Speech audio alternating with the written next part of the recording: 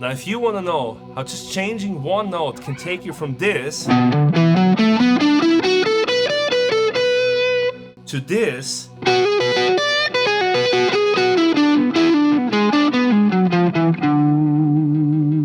then stick around and I'm gonna tell you everything about the Robben Ford minor pentatonic. Hello my guitar friends, welcome to another episode here. I wanted to record this lesson here about one of my favorite hybrid sounds that kind of close the gap between the regular scales that everyone else teaches and arpeggios that are also widely used by many guitarists. Today I want to introduce you to one very specific scale sound that also has 5 notes but has a different interval structure by switching out one note. And imagine you already have your regular pentatonic licks, your vocabulary. What if you can just change that one note in all of your licks and suddenly you double your lick vocabulary with just one move? That is one of the applications that I want to show you today. I also want to introduce you to a super cool blues tune called Chitlins con Carne. It's actually a song by Carne that also Stevie Ray Vaughan recorded. And so we're going to use that tune to show you this Robben Ford pentatonic sound. And then I want to give you some special applications that Robben Ford would use in his more sophisticated jazz blues style, where you can actually implement the diminished sound, the sound of a diminished arpeggio with this scale sound and open the gateway towards more progressive sounding, jazzy sounding blues lines. So stick around, this is going to be a great episode. If you want to learn more about my systems and my ways of teaching guitar, then I can just prompt you here to download my LLG method ebook. I'm giving this to you for $7. It's packed with value. In the meantime, there's a ton of videos that go with it that help you to understand all the different lead guitar layers that I'm breaking down here. So this is like a blueprint for your lead guitar playing, and many videos on this channel latch on to this method book. So link down here below in the comments. But let's have a look. What is the Robben Ford pentatonic? If you know me a little bit, then you know that I like to break down intervals on just one string. So let's just take a regular B minor pentatonic and let's break it down on the B string and see which notes we have. So we got root note, B note, minor third, D, fourth, E note, fifth, F sharp, and the flat 7, the A note. And we can use that to improvise. We can play.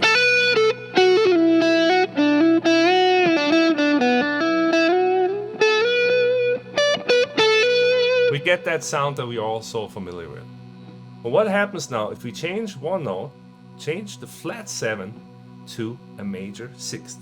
So we change this note here to this note here. A G sharp note, major sixth.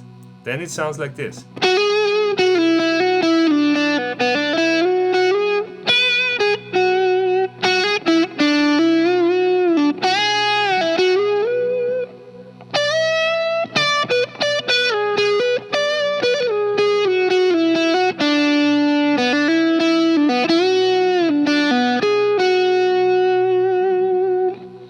Yes, that's it. So the next step now, we're gonna do this in our favorite pentatonic position with the root note on the low E string. So it goes something like this. This is a regular pentatonic.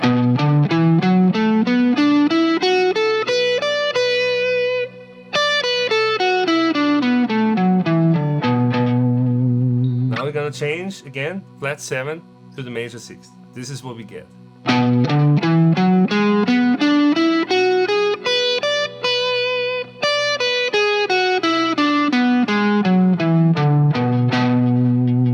Sounds quite interesting, don't you think? I mean, to my ears, this already sounds way more compelling than the regular minor blues pentatonic. And here's the interesting thing. You know, I analyzed a lot of solos, both of the the regular blues guys like the three kings, yeah, B. Albert King, Albert Collins too, yeah, Freddie King. And what I found is that actually that minor blues pentatonic that we all learn in the beginning, it's not as common as you would think. You'd think that's the blues pentatonic, right? That's what they teach you. Like, this is the blues scale, right? What I found out by transcribing dozens of solos is that actually the sixth is way more common than you would think. Yeah, so this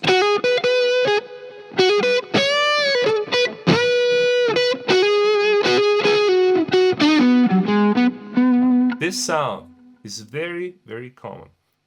I'm going to demonstrate this now over backing track, and I'm going to show you the difference.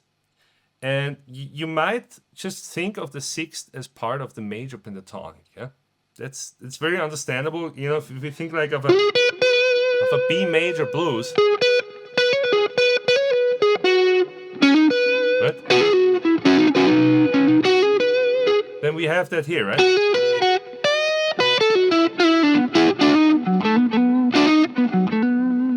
Right? You might be familiar with that sound, or you might have that under your fingers already. But what if I told you that this sound also works in minor? Let's go and have a look.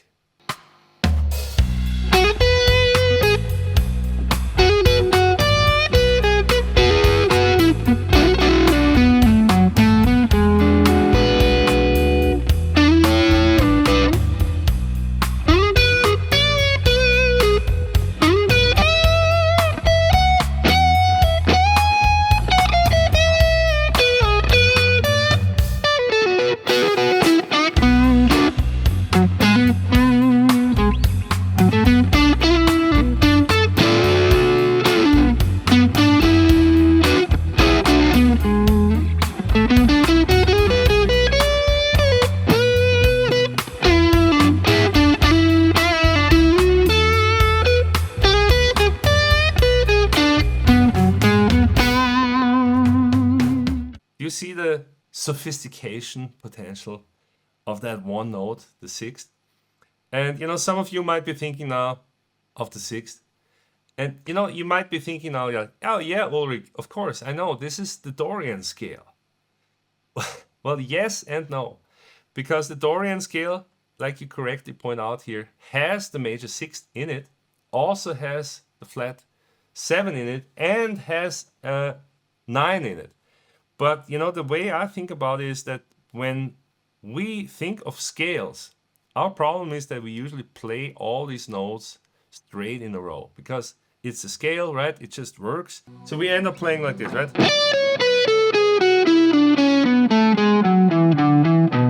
That's our scale, right? But what I'm talking about here is way more selective, and you really start forming a relationship with that sixth note.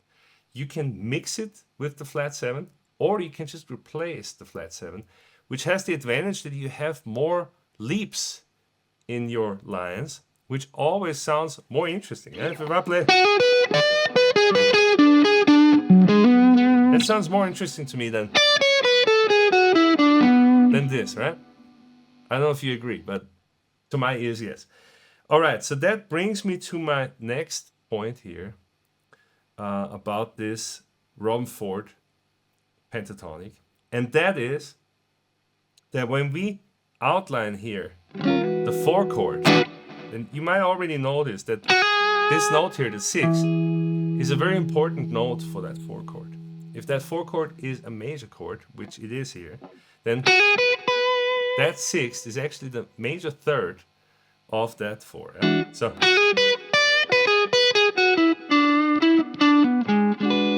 So it works fantastic. And some people might even call this scale the dominant 7 pentatonic, yeah, because it fits so well to this dominant 7 4 chord. I still like to look at it from the minor root note perspective and calling it the minor 6th pentatonic. It's the same thing, really, yeah? Same notes. So knowing this, you know, we can also use that knowledge and just say like, okay, I can play the regular minor pentatonic over the 1 chord if I want that flat 7 sound.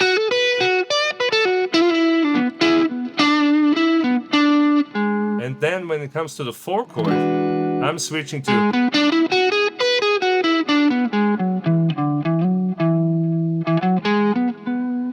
that sound. Yeah, so that's another possibility that we have.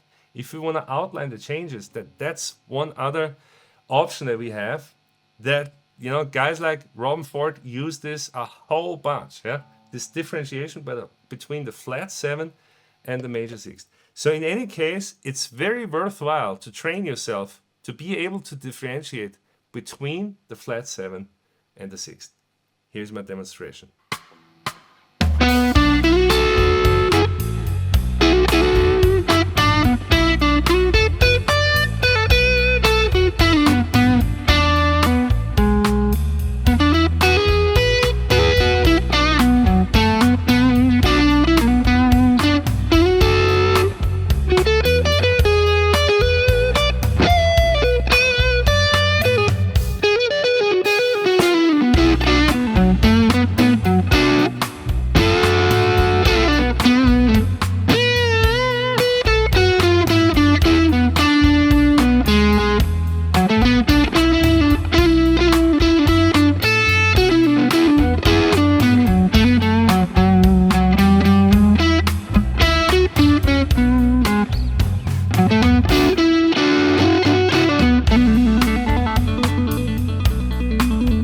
Are you starting to pick out these subtle differences that really help to make you sound more sophisticated?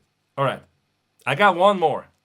And here is number 3. So I mentioned before that you can also view this minor 6 pentatonic as a fraction of a diminished arpeggio.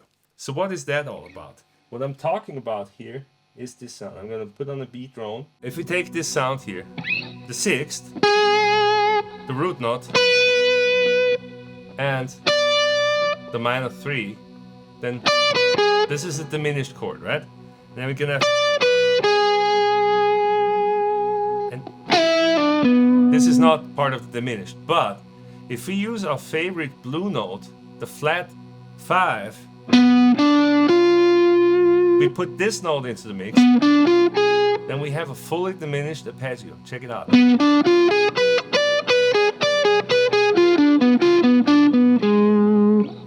So this is our diminished sound, and this is our minor pentatonic sound.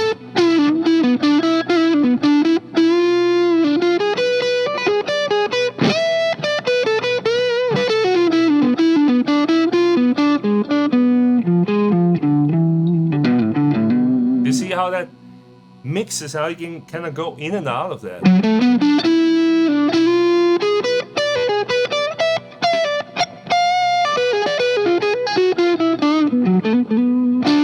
Can you hear that? How you can blend over to the diminished here. Yeah? I'm gonna demonstrate this on the backing track too, and then I just want to invite you to experiment with this blend. This is a more progressive sound that Robben Ford uses a whole bunch. Yeah? Check it out.